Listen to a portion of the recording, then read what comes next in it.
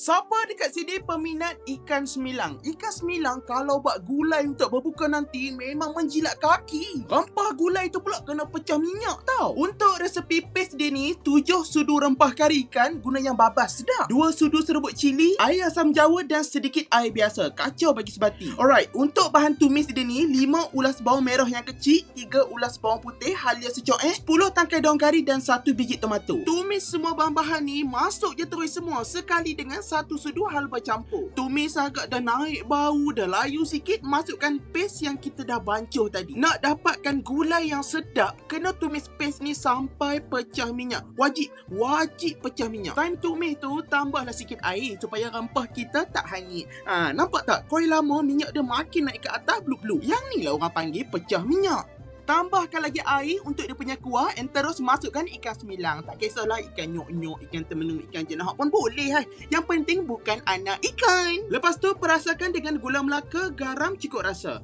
Bagi ikan semilang tu masak dulu, tak lama pun sebab ikan jenis cepat masak. Step seterusnya masukkan 1 kotak kecil santan. And last sekali masukkan 6 ketul bendi dengan 3 tangkai cili hijau. So siaplah kita punya gulai ikan semilang. Sumpah nak abang, memang sedap. Try lah. Ayai.